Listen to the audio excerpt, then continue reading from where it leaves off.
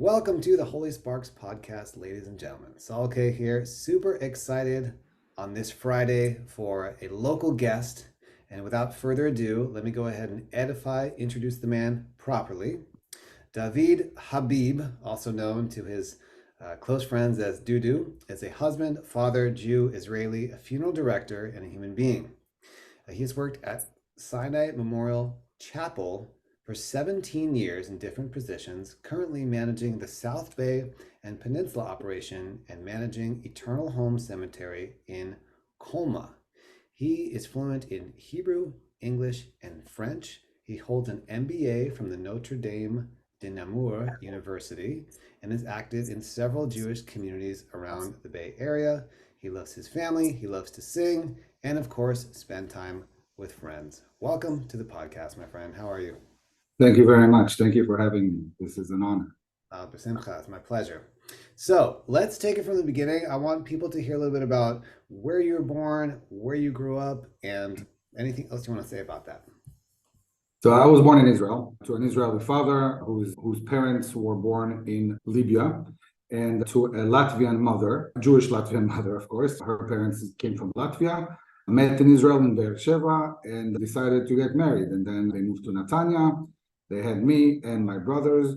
I lived in Israel until the age of 11, which really embedded the Israeli within me. And at the age of 11, the family decided to move to Belgium for my father's job, all within the high-tech industry. We spent quite a lot of time in Belgium, about 6 years. All my teen years happened in Belgium, which in the first 3 years I didn't so much, but in the last 3 years where I grew up a little bit and were more independent, I really loved Europe. Europe of back then is not the Europe of today, which was great. And during those 6 years in Belgium, my Jewishness, became stronger. Where in Israel, I had a very strong Israeli feeling. All of a sudden in diaspora, I understood the meaning of being Jewish. At the age of 17, the family have decided to move to Palo Alto. I pleaded with my parents to maybe they can put a pause on me. Instead of moving again, I can actually go back to Israel and finish my studies in Israel. My mom said, until the age of 18, you're with us. And then I came and I had my senior year in Palo Alto. It was a very challenging year altogether, but I did get to know Sofim, which is the Israeli Boys and Girl Scouts, and more specifically, the tribe here, it's called Shevet HaMifratz, the Bay tribe. And through the Tzofim, I was able to meet Israeli friends, make a serious group of friends that at the end of that year, or maybe a year after, I don't recall, we decided to all go back to Israel. And with what is called, it's a program called Garin, and we went back to be drafted in the Israeli military, and that's my 0 to 18, so to speak. Okay, I love it. Okay, a couple things I want to circle back with. Sure. You said something really fascinating to me, and of course to our viewers, which is your Jewishness came out in the diaspora. Now, most Israelis that I've interviewed on this podcast who grew up in Israel, there's this kind of concept of secular Israelis, right? Which is, I don't know if that's a term that you resonate with or not, but it's, you're in Israel, you don't have to do anything to be Jewish. You're right. That's it. Exactly. And then you leave and you're kicked out of the nest, as I say, and it's, wait, I need to self-define as a Jew outside of Israel. So can you talk a little bit about that? What did that feel like, and what were some things that you did or felt during that time? Yeah, like you said, when you're in Israel, you are a secular Israeli. But even within secular Israelis, there is the completely secular Israeli who doesn't want to hear about synagogue and all that. And then there is the other extreme, if we can call it that way, the traditional secular, right? The traditional secular who does go on Shabbat to the synagogue, who does do celebrate all the holidays in a more in-depth manner, and that is what's happening in my family's house. So it was very normal when we lived in Israel. We all went to my grandparents' house on Shabbat. We had the kiddush. We went to the synagogue. But again, it wasn't anything special. Everybody did, many people did that. Let's put it that way. Okay. Coming to Belgium, all of a sudden, we were introduced into a Jewish school in Belgium, and all of a sudden you're going to school, and together with you is the embassy, the Israeli embassy kids, And all of a sudden, there is 3 police officers outside with an Uzi outside of the shul, right? And then there is a bodyguard or one guard on the roof with a rifle. So you understand that something is different here. And all of it is just because you're Jewish. Okay, this is the difference, right? And then going to the synagogue. So where on Shabbat, for example, in Israel or Friday night, you can see that things are calming down, less drivers, everybody wears white. It's that beautiful sensation of receiving the Shabbat. And all of a sudden, you're in a different place. And yes, there is a synagogue, and they will open their doors for you. But until you get to that synagogue, all that sensation of receiving the Shabbat is not there, okay? And slowly you start to understand the difference or the importance of the Jewish custom, the Jewish halacha, and the Jewish tradition altogether. And of course, unfortunately, as Jews and Israelis, we felt not once the anti-Semitism, not so much in the United States back in the days, okay, but very much so in Belgium, by Belgians, meaning by like native Belgians. As of today, it will be completely different, both in the United States and in Europe. I don't know if I answered your question. No, absolutely. Yeah, absolutely. And just a side question to that, were you bar mitzvahed in Israel or in Belgium? And that's a great question. So I studied for my bar mitzvah in Belgium, but the bar mitzvah took place in Israel. Oh, beautiful. Okay. And then another question around that is, I've seen you in Ashkenazic shuls and also Sephardic. So what type of community were you most associated with in Belgium? Oh, okay. So same thing with the United States. Both communities. There were 2 shuls in Belgium. One of them a little bit more further away from the home, which was a Sephardic one. So from time to time we went there, and the closer one was Ashkenazi. We felt very comfortable in both shuls. Amazing. And was that similar in Israel? Because I know sometimes the worlds are separate. No, in Israel it was very clear. We're going to my grandfather's synagogue, which is a Sephardic shul, like about, I don't know, 2,000 people. It was huge. It was big. Amazing. Okay. Yeah, we could talk a little bit more about how that plays out in the United States as well, the differences, because it's fascinating. And I think people know less about the Sephardic world, certainly in the United States. Okay. So the Belgians, you'd say you experienced, we're going to talk about anti-Semitism later as well, but so then you went and you enlisted. That's right. That's right. Let's kind of catch up. Sure. So what happened is that it's a group of about 30 kids that their parents actually moved to the United States, meaning there's a term called Yerida Me'aretz, right? They went away from Israel and they established their life in the United States and in Canada. So 30 kids where their parents did that met 3 times in New Jersey, okay, just to get the tools of understanding what is it Garin Sabar and what is it to be drafted in the Israeli army. So we got all the tools that we needed, and that next summer, okay, meaning we left the United States in June, and we were adopted by a kibbutz, okay, the kibbutz is called Ashdod Yaakov Ichud, which is in the northern part of Israel by the Tzemach intersection, which is by the Kinneret. So from June till November, okay, which is close to 6 months, okay, we were incorporated back into the Israeli lifestyle, and we didn't have to pay for our rent, but we did work in the kibbutz, okay. And for about 6 months, I worked in Hebrew, it's called gadid, and the explanation to that is I worked in the dates department. So we climbed up those palm trees, we took down dates with a machete.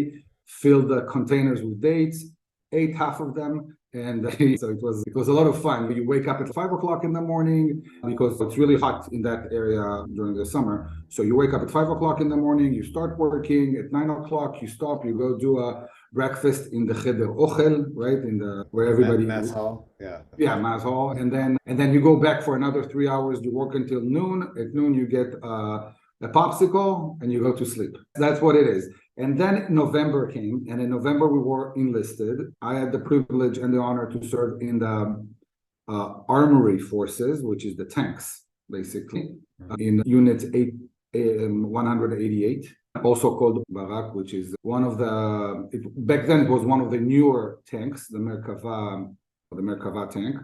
And yeah, it was a strong feeling of doing something that I would not be able to do if I would have, for example, decided to go to college. It was very clear to me that if I would take the college path, which is a great path, I don't want to, right? I want to be very clear about that, okay? But if I would have done that, I would not come back and enlist in the military. And what I did in the army in those 3 years is something that I would never do again, and I will not be able to do it anywhere. Okay. Got it. So you're saying you don't regret that decision. That's your way of. No, I don't regret the Got it. decision, even though the experience itself is not necessarily a happy experience. I had tough moments, I had challenging moments. Being a lone soldier in Israel is not the funnest experience. But yeah, go ahead. Okay, so for people listening, that's a term that's thrown out a lot. Not everyone knows what that actually means, lone soldier. Right. Which Right. what that means to me is you don't have any family there, but is there more to it than that, or is that essentially what that So a lone soldier is basically you do not have a warm house to go back to with your immediate family, your parents and your brothers. So Israel, the amazing state of Israel, is trying to find an alternative. But the alternative is the being adopted by the kibbutz. And in the kibbutz itself, they'll find you an adopted family, okay? And you come home and you see them. And sometimes you get along with your adopted family, and sometimes you're not very close to them. But at least there is a big which they're trying. Everybody is really trying. But the bigger thing is that lone soldiers usually come back to where they are. They come back to the kibbutz, and they go into their room. There is nobody there. This is not a fun moment. At times, other friends are also leaving for the weekend or coming back for the weekend. So you have your group of friends. But yeah. So basically, a lone soldier is a soldier that doesn't have his immediate family next to him. And it could be that the immediate family is in another country, or it could be that the immediate family doesn't get along with their sibling or with their son or something like that. These are got it. Yeah. But again, both the army and the people of Israel are cherishing and are respecting very much lone soldiers, like all the other soldiers, of course. Absolutely, yeah. It's interesting. It happens to be Veterans Day here in America on the day that we are recording this. How does that feel? You're obviously a veteran of the Israeli Defense Forces, but how does it feel for Veterans Day here in America for you? What's your connection to it, if anything? I feel strongly about that day. I think that, let's put it that way. I don't know enough. But from what I know or what I see, I'm not sure if the United States is doing enough to commemorate or to remember that day of veterans. But as a funeral director, we take veterans very seriously, and we make sure that when families are asking for it, we're draping a flag over the casket, and we are even asking the family if they would like military honors. We arrange for that as well. I take it very seriously, and I thank all our veterans if I can do that. Absolutely, yes. If not for them, we wouldn't be able to be having this conversation here. Completely. So this is a good transition. So let's talk about, how did you get into the world of being a funeral director, and why? When I was born, my mom said, "I want you." No, that's not how it happened. After my military service, I stayed in Israel for several years, and I opened my own business, and we closed it at some point and all that. And then a friend of mine and me, we had our experience in Israel. Let's go back to our families in the United States and start our studies, our education. So I got my BA, and then I got my MBA, and I worked in the financial world a little bit. I have an MBA, but really the emphasis is finance. So I had an opportunity to work for a little bit for 2 banks, and it was an experience that I not necessarily enjoyed. I didn't bring the best of myself or my full capacity. Let's put it that way. So I went to look for something within the community. I had an opportunity to work for one of the synagogues back in San Jose. And then that synagogue, there was a lady there who told me, "Listen, there is an opening at Sinai Memorial Chapel." I was fairly young. I was 24 or 25. And she told me, "There is an opening at Sinai Memorial Chapel as an assistant to a funeral director." I said, "Okay, let's check it out." So I went for an interview. The pay was a little bit more than what I got at the synagogue. I said, "Okay, let's start it. I'm probably going to do it for a year or two until I establish myself somewhere else." I got into this, and slowly and surely, I learned the work of a funeral director, and I understood the connection that the funeral directors have to the community. Okay, and I really liked what I see. And I decided to go ahead and become a funeral director, meaning having a state license, et cetera, et cetera. While doing the job itself, I really fell in love with the mission that this job is coming with. And to me, by now, this is not so much of job per se. It's more like a community mission or my mission for life. Yeah, so from the financial world Yeah, to the yeah. funeral to synagogue work and then funeral world.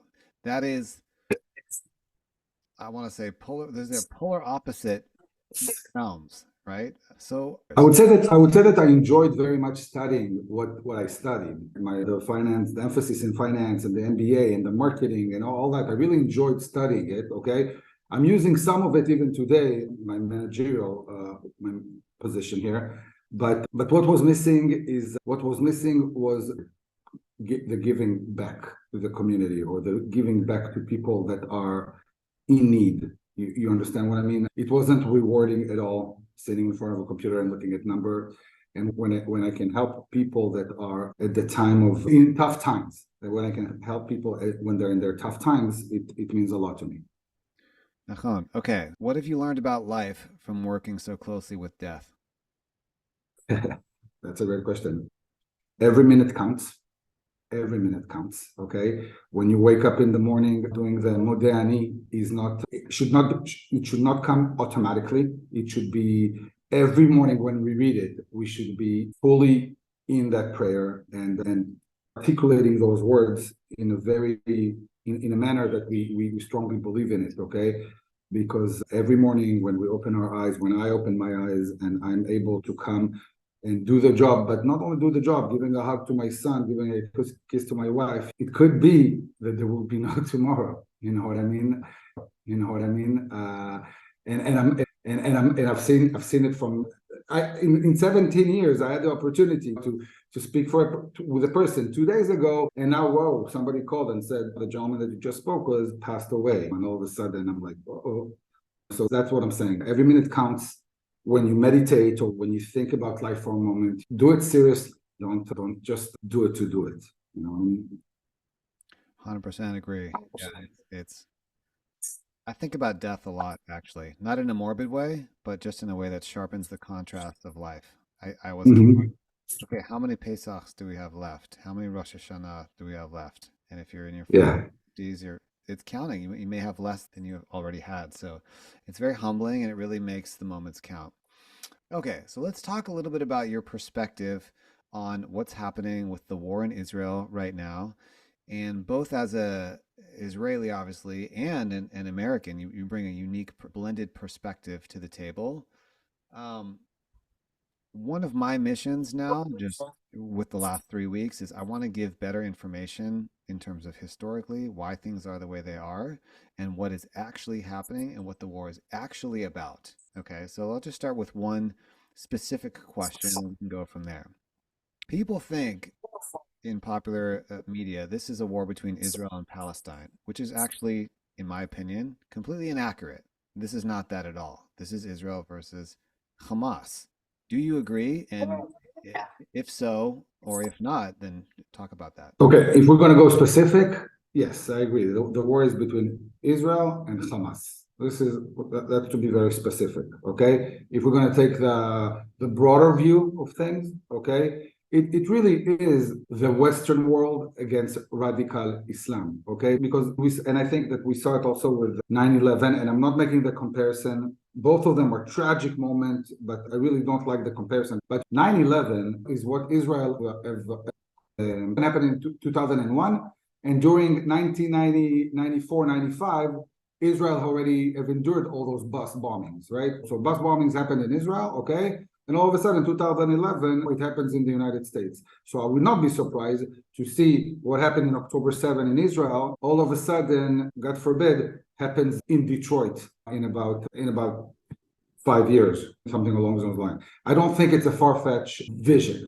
Okay, but if we're going specific, yes, it's Israel versus Hamas. Now the question is, my question is, who do we consider Hamas? The, Definitely a broader topic. I want to circle back to what you just said, which is also an extremely important point, which is Mhm. this is not just about land. This is a war over a value Yep. system, right? There is no land here. I'm Right. sorry. There is no land. There is no money. There is no overthrowing anybody, right? It's just terrorizing. Terrorism. And if, chas v'shalom, this is not going to happen, but if Hamas was able to destroy Israel, which is the only center of democracy in the Middle East, then Europe is next, and then the United States is next. By their charter, I see that. there's nothing hidden about Hamas's agenda. People Mhm. say all kinds of funny things. Just go read their charter online right now. Completely. It's really important that people remember that, right? Because it's easy to get lost in the specific details. Anything else you want to say about that? I have a lot more to say, but I want you to talk more. No, I just wanted to say, and then I'm asking a question, right? It's a question that I ask, and you say it's an elaborated question, and the question, you're right. The question is, who is Hamas? Okay, yeah. Who is Hamas, right? Yeah. I know how Hamas was founded by 7 men in 1987, around December, etc. So then, Right, but then in 2005, Israel unilaterally moved back from Gaza, right? 2007, Hamas took the power of Gaza. Now, okay, people have voted for Hamas. okay, so just in case he said that too fast or you didn't understand the accent, 2005, Israel withdrew from Gaza and then the Gazans elected, I think, the PLO. And then 2 years later, they elected Hamas. A good point to keep in mind is there have not been elections since then, right? That's Correct. Correct. not a democracy at all. Okay, I just wanted to clarify that. Okay, carry on with that. So now that we're asking ourselves, okay, so in 2007, people in Gaza, okay, have voted Hamas. Okay, not too long ago, we're talking about 6 months ago, there was a poll. There was a poll in Gaza. Who are you? Are you for Hamas or against Hamas? About 67 of them were for Hamas. Now, one may say they're saying they're for Hamas because they're afraid of Hamas and all this. At the end of the day, the question is, who is a Hamasnik, or who is a person that promotes Hamas to do what they do? And I think that many people in Gaza who don't see themselves part of the Hamas organization are still in favor of Hamas. And that's a big problem. It's a big problem and complicated to identify. And I believe it was Rabbi Manis Friedman talking about how do you identify civilians in a conflict like this, right? It's very complicated, especially Exactly. on the ground. But one of the ways potentially that one could do that is civilians. Every day at 10 o'clock, you have an opportunity to go through a corridor to disassociate yourself. Whether Hamas permits them to actually do that without shooting at them, that's a whole nother side issue, but that's a simplistic way. But I'm coming and I'm asking, okay, we have the Hamas terrorists. We need to take them. I believe that we need to take them one by one until the last one. Okay. But the question is that over the rest of the citizens, the civilians that are there, are they really against Hamas? They disagree with Hamas? I don't think all of them do. Well, if you are watching this and you're on YouTube and you have a suggestion about that, or let us know in the comments because I don't have that answer for sure. Okay, so let's fast forward. So Israel wipes out Hamas. Yeah. And then what do you see as the future of the Gaza region? What do you think happens next? Because people aren't talking about that at all. That's a great question. I believe that once Israel will decide to finish the war, because it's Israel going to decide to finish the war, and I don't think it's going to be ended anytime soon. We have at least I believe that we have at least another month to 2 months.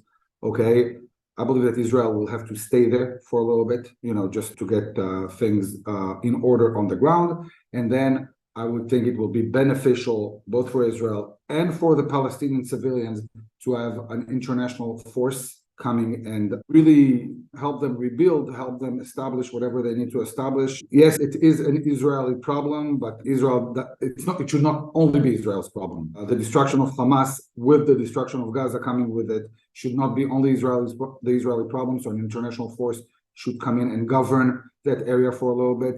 And then after a while, maybe after a year, we should introduce another Palestinian power, maybe the PLO, maybe, I don't know. I'm not very good at those things, but maybe something else that will, maybe the Palestinian Authority should come in and need to try to take over, even though I'm not a big supporter of the Palestinian Authority either. Yeah, it's a tough question. Gaza left to their own, elected PLO and then Hamas. So will history repeat itself? We don't know, but I think your point is solid that it's not just Israel's responsibility. If the UN is providing aid, they should also help with the restructuring of the governmental process and hopefully, yeah. Anything else you want to say about that while we're on this topic? It's Israel entered into a war that they didn't plan and they didn't want to get into. Israel will finish the war, and Israel will decide when to finish the war. It's an unfortunate situation on many levels, what has happened here. But you know what? Am Israel Chai, and we're here to stay for forever. Amen. Okay. So Yeah. something I would be curious to hear your take on. So this tragic thing happened on October 7th, and within days, barely even days, the world media turned this into Israel is the bully. Within days. And that's no accident, from my opinion, in terms of the media campaign that's been going on for 30, 40 years to paint Israel as the bully. That to me is really mind blowing. To add to that, and yet they expect us to continue to provide electricity, food, and water to the terrorists that just tried to kill us. How does one even explain or talk about that? Anything you want Yeah, it's very tough. I mean, I told my many friends that I have, I told them on October 7th, what happened in October 7th, at the end of the day, and this is how we started this conversation about the war. At the end of the day, it's between us and Hamas. Okay, Hamas came in, they did whatever they did. The only entity that maybe will be able to forgive Hamas is God Almighty, and we will make that connection between Hamas and God. It's not, we'll take care of them. Okay. However, we got about a week after, like you mentioned, we got slaughtered again. We got Israel and the Jewish people, and again, it's Israelis, and the Jewish people around the world. It's not only Israel. Okay, we got slaughtered again by the media, by the colleges, by whatever is happening in Europe, and it's so tough, especially for people like you and I. So who live in the diaspora, and Israel is important to us in our heart, and to go and to try. The only thing that we can do, and I'm trying to do it with many friends of mine, is to advocate for Israel. To take there are people that are very well educated, and they don't like Israel. Very well educated, don't like Israel. There's nothing I can do with them. But there's all those ignorant people, young students who just yell things without understanding. These are the people that we need to grab and advocate for Israel, explain to them, because yes, me and you, we will always be ambassadors for Israel, but we need those nowadays ignorant people to be educated enough by us to go back to the world and explain, you know what, it's not like you're saying it is, and it's a little bit different. Yeah, I It's agree. it's tough.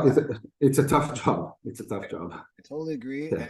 And let's use this platform to do it right now. So let's say we want to, you're talking to a college student, and I do this quite often, being on campus these days, and you need to tell them 5, 10 things that are useful to know about right now to just start them on the path of maybe thinking about this differently versus what the mainstream media is saying. What would you say if I was that person? Really, what they need to do is they need to go and educate themselves. They would need to go and go back in history, back in time, and actually come up with an open mind to understand the history, to understand how we got to that conflict that we are calling the Israeli-Palestinian conflict. Now, in term of history, the Palestinian-Israeli conflict is not that long, right? It's about like from 67 until nowadays. In terms of history, it's nothing. It's 40 years.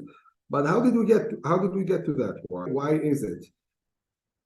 Look, I'm not taking, Israel is not 100% right in every decision that they made, but there is a clear understanding of who wants peace and who will not lay their weapons down and always want war. And this is what we need to explain those students, and we need to show them facts, and we need to actually explain to them what Israel was able to do in the 75 years that Israel exists, as opposed to what happened in Gaza in the 20 years that Hamas has been there. All these are important things that people are like ignoring, are not seeing, they're blind to, and I'm very sorry for that. My personal philosophy is that all of us are in this war, whether you're Jewish or not, American, Israeli, whatever country, we are all in this war. It's really a battle, like we talked about in the beginning, of Western ethical values versus people that True. value life versus people that don't. Like the highest level of, in one particular version of Islam, jihad is like the highest level of killing yourself and to destroy the enemy. That is not a Jewish value. That's not it. Okay, these are fundamental differences, and they affect everything that's happening. I think that's good. It's a good start to start with. Okay, let's look at how long has the Palestinian conflict been going on, who in the region want, Right. and then providing people with resources as well. Every little bit counts and every little conversation counts. So your advice is definitely. And, and even if we're looking at October 7th for a second, just that's that day, October 7th, and we're looking all the atrocities that happened, okay? You can clearly tell those people that nothing that was done here was done by the name of religion, because there is no any religion that talk about raping, that talks about killing kids, burning, beheading, all those things. None of the big religions, Islam, Christianity, or Judaism, talks about this. So that right there should be some sort of a red flag to those people that are supporting Hamas or something like that. You know what I mean? I got it. Okay, so let's move to America and the broader world and all the anti-Semitism happening. Yesterday was Oh, the 85 years later of Kristallnacht, and yeah. thinking about that and how, to me, what is horrifying and mind-blowing is it's not like all of a sudden anti-Semitism just began last week, right? It was like this event somehow justified everyone being completely out in the open with it. What can we do as American Jews to protect ourselves or be aware, or anything that you suggest, or the things that are working for you in our community? So number one, I think you're right. In this event, there was a bubble that we didn't know about, or we knew about, but it grew bigger than we even thought. And all of a sudden, that event happened, and the bubble bursted, and a lot of ugliness came out of it with all the anti-Semitism around the world. Now, anti-Semitism around the world is one thing, but anti-Semitism at home, and I would call the United States home, and especially California, my home, and San Mateo County, very much my home. We're seeing it all over. We cannot hide what we can do. Number one, what we can do is to stand strong for who we are, and that we are not different or lower or higher than any other human being who lives in the United States, which means go to the congressman and go to your educational district and make sure that these things will be loud and clear when a shul or when a shul have a synagogue, there is a swastika painted on their wall. Okay, we want to see the law enforcement not only investigate it but actually go into depth and find the people that did that. Okay, when in a school district there are children who knows that another kid is Jewish and they are saluting with like in the Nazi salute. Okay, there is an expectation from our educators, from the principal of school, and from the district to do something about it. And us as Jews, we need to make sure that it's being done. So we need to go to all those meetings. We need to write to all these important people. That's number one. Number two, physically being protected. I've seen it. I've seen it at school. I've seen it at our synagogue. Make sure to have somebody there that will some sort of protection, whether it's a police car, whether it's an armed guard outside of the synagogue or something along those lines. We should be very proud that we're Jewish. We don't have to go ahead and yell it everywhere, okay? But we should not hide our Jewishness. That's my take.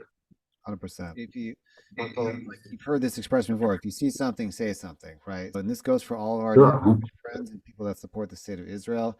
If you see people acting in an anti-Semitic way in your neighborhood environment, you see something, say something, report it. People should be held accountable for that. Absolutely. And then I'm increasing security around Jewish schools and synagogues and JCCs and things like that is great. Lastly, you may have heard about this. Speaking of things happening in California, there was a man, Paul Kessler, who was a Jewish American, I believe in his 60s, who was murdered Yeah. at a Yeah. rally. And I actually Hmm. personally know the rabbi that had to go and ID the body a few days ago. He's on his way to Israel, Rabbi Mark Blazer. And I want to contrast this for a moment. Okay, so when George Floyd died, if you remember that, the entire country, Yeah. as well they should have. It was a horrendous racial killing. Okay, as well Very as true. they should have. Very true. Paul Kessler, most people have no idea it even happened.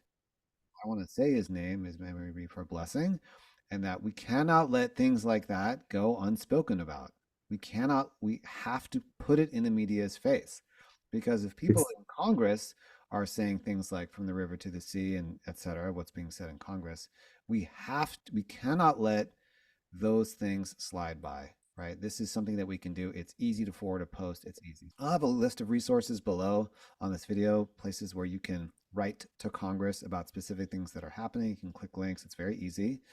And I thank you for those things. One other easy question for you. Yeah.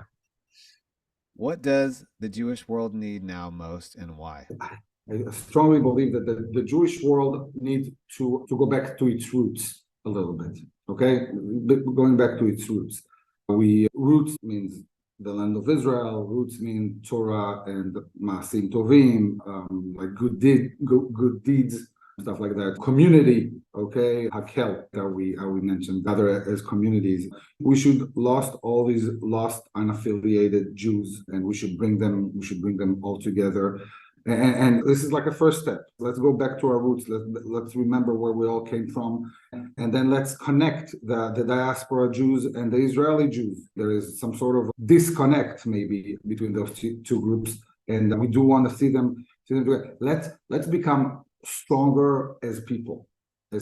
And again, it can mean many things. It can mean, as I said, build communities.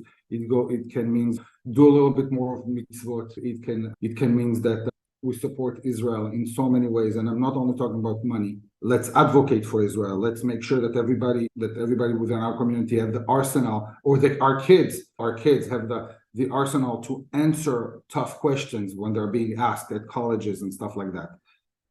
I believe this is one of the things that Jews around the world and Israelis around the world need at this moment. Absolutely. I'd sum that up as Achdut, returning to the source and arming us with knowledge. Also, I know that you set up a GoFundMe campaign. I think Yeah, it's still running. I want to mention that it is still running. It is still running. Of course, it is. Yeah, this is great. So the GoFundMe that we created with Keren Oris and the Daphne Kaffer, it's a little bit specific. It's specific GoFundMe. Many of the GoFundMes or many of the support that was sent to Israel was sent either to organizations or to kibbutzim, or to specific villages that got hurt. We collected money, and there's even families that are savvy enough on how to come up with a GoFundMe and collect money for the tragedies that their loved one have suffered. The money will not bring back anybody, but it may help a little bit those families. But there's quite a lot of families who got hurt. Not only by the loss of life, there is burnt houses, there is people that are wounded and injured, and even not necessarily physically, also mentally in your soul. So there's quite a lot of those families who don't know how to go to a GoFundMe, or don't have the resource to understand how to collect money, or don't have the people in the community that will help them. We are looking for those specific families, and if anybody knows about those families, please approach me. And we just helped two families already in Israel. One family, the parents were at the Nova Music Festival. The mother got murdered, and the father got injured in the back and in his leg, and he's in surgeries right now, and they have 3 kids. So we went ahead and we sent them, with the help of many people in our community, we sent about $2,500 just for the next, I don't know, it will help them for the next month or two. Okay, that's for them. There is another family who their house got completely demolished and burnt. They needed help. We send them also an amount, and it's an open GoFundMe. You can put money in, and we'll still keep on sending money. I love it. Thank you so much for that. I'll put a link below for that. It looks like we've raised almost 10 grand so far, and thank you for your support with that. It goes directly to the families, to helping them with needs right now. I want to thank you for your time, and I always want to end with a blessing that Hashem should bless you with clarity of purpose and putting you in the right place at the right time in front of the right people that can hear a message that will help educate them and help create more understanding and build bridges between not only American Israelis, American Jews. We all need to come together in Achdut, and I really appreciate you and give to our community. I just want to say that I believe that your podcast is very important. Okay, I think you're doing it in a very nicely manner, in a very light setting, yet the message is super strong. Thank you for doing that. I love the work that you do other than that podcast, and I will see you very soon. Bezrat Hashem. Shabbat Shalom. Shabbat Shalom. Shabbat Shalom. Thanks. Bye-bye.